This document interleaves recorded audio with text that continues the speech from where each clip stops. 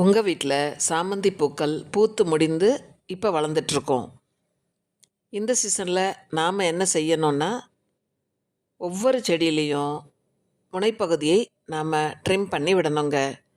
அப்படி விடும்பொழுது தான் நம்ம வீட்டில் இருக்கக்கூடிய இப்படி வளர்ந்த செடிகள் எல்லாமே இன்னும் 2 மாதத்தில் பூக்க இருக்குது.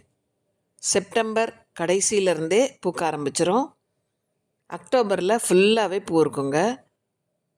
நவம்பர் டிசம்பர்னு ஒரு கிட்டத்தட்ட 7-8 மாதங்கள் பூக்க இருக்குது.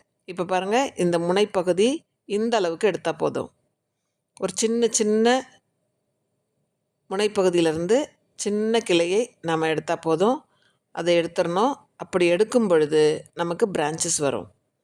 அந்த பிரான்ச்சஸ் நிறைய திரும்ப திரும்ப நிறைய கிளைகள் விட்டு மொட்டுக்கள் வைக்க ஆரம்பிச்சிரும். இப்படி கட் பண்ணி ஒரு 20 நாட்களுக்கு பிறகு மீண்டும் ஒரு முறை இப்படி கட் பண்ணுங்க. அப்படி செய்யும் பொழுது நமக்கு செடியும் பெருசாயிடும், பூக்களும் அதிகமாக கிடைக்கும்.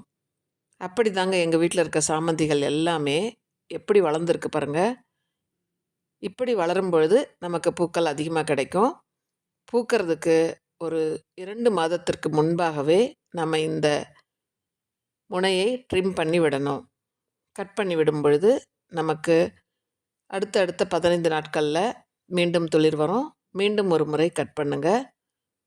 அப்படி இருக்கும் பொழுது செடி பெரிய அளவில் புதர் மாதிரி ஆகிடும். நமக்கு வரக்கூடிய மொட்டுக்களும் பூக்களும் அதிகமாகவும் பெரிய அளவிலும் நமக்கு கிடைக்கும். என்பிகேன்னு சொல்லக்கூடிய ஆல்-19 உரத்தை இதுக்கு 1 லிட்டர் தண்ணிக்கு 1 கிராம் கலந்து கொடுங்க. இப்படி நீங்கள் இந்த சீசனில் பதியம் போடலாம். பதியம் போட்ட வீடியோக்கள் நான் ஏற்கனவே அப்லோட் பண்ணியிருக்கேன், பாருங்கள். இப்படி பெரிய அளவில் வளர்ந்த செடிகளை முனைகள் கிள்ளும் பொழுது இன்னும் பெரிய அளவில் மாறி நமக்கு ஏராளமான பூக்களை கொடுக்க இருக்குது. முன்பாக இந்த பராமரிப்பு செய்தால் மட்டும்தான் நமக்கு அதிக பூக்கள் கிடைக்கும், இல்லைன்னா குறைவாக தான் கிடைக்கும்.